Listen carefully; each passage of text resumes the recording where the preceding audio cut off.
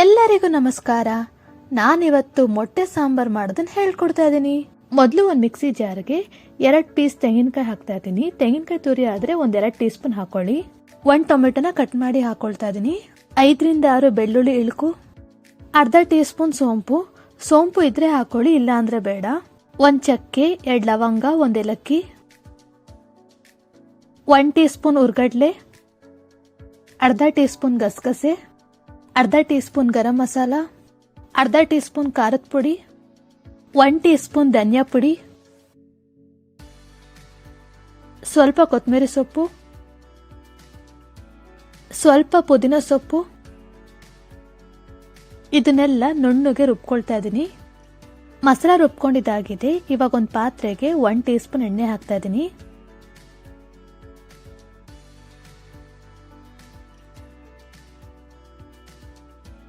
ಎಣ್ಣೆ ಸ್ವಲ್ಪ ಬಿಸಿ ಆದ್ಮೇಲೆ ಅರ್ಧ ಈರುಳ್ಳಿನ ಸಣ್ಣದಾಗಿ ಕಟ್ ಮಾಡಿ ಹಾಕ್ತಾ ಇದ್ದೀನಿ.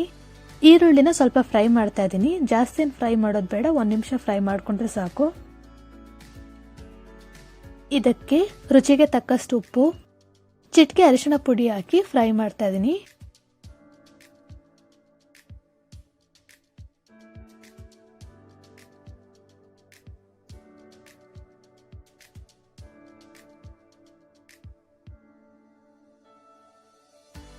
ಈರುಳ್ಳಿ ಸ್ವಲ್ಪ ಫ್ರೈ ಆದ್ಮೇಲೆ ನಾವು ರುಬ್ಬಿಟ್ಕೊಂಡಿರೋ ಮಸಾಲ ಹಾಕ್ತಾ ಇದ್ದೀನಿ.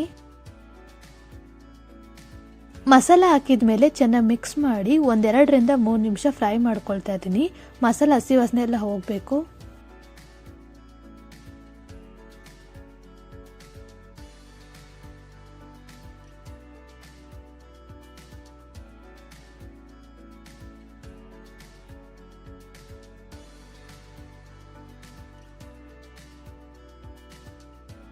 ಮಸಾಲ ಚೆನ್ನಾಗಿ ಫ್ರೈ ಆಗಿದೆ ಮತ್ತೆ ಹಸಿ ವಾಸನೆ ಕೂಡ ಹೋಗಿದೆ. ಇವಾಗ ನಾವು ಮಸಾಲ ರುಬ್ಬಿದ ಜಾರ್ಗೆ ಸ್ವಲ್ಪ ನೀರು ಹಾಕೊಂಡು ಇದಕ್ಕೆ ಹಾಕ್ತಾ ಇದ್ದೀನಿ. ನೀರು ಹಾಕಿದ್ಮೇಲೆ ಚೆನ್ನಾಗಿ ಮಿಕ್ಸ್ ಮಾಡ್ತಾ ಇದ್ದೀನಿ.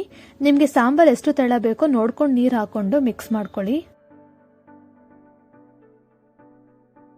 ಸಾಂಬಾರ್ ಸ್ವಲ್ಪ ಗಟ್ಟಿ ಅನಿಸ್ತಿದೆ, ಅದಕ್ಕೆ ಇನ್ನೊಂದು ಸ್ವಲ್ಪ ನೀರು ಹಾಕೊಂಡು ಮಿಕ್ಸ್ ಮಾಡ್ಕೊಳ್ತಾ ಇದ್ದೀನಿ. ಸಾಂಬಾರ್ ಸ್ವಲ್ಪ ಚೆನ್ನಾಗಿ ಕುದಿ ಬರಲಿ, ಆಮೇಲೆ ಮೊಟ್ಟೆ ಹಾಕ್ತೀನಿ. 1-2 ನಿಮಿಷ ಸಾಂಬಾರ್ ಚೆನ್ನಾಗಿ ಕುದಿಲಿ, ಅವಾಗ ಸಾಂಬಾರಲ್ಲಿರೋ ಹಸಿ ವಾಸನೆ ಕೂಡ ಹೋಗುತ್ತೆ.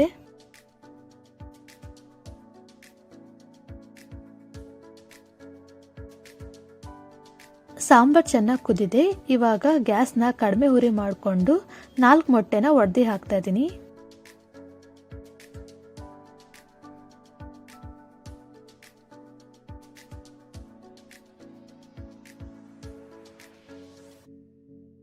ಮೊಟ್ಟೆ ಹಾಕಿದ್ಮೇಲೆ ಸಾಂಬಾರ್ನ ಮಿಕ್ಸ್ ಮಾಡೋದು ಬೇಡ, ಹಾಗೆ ಕಡಿಮೆ ಉರಿಲಿ 5 ನಿಮಿಷ ಬೇಯಿಸ್ತಾ ಇದ್ದೀನಿ.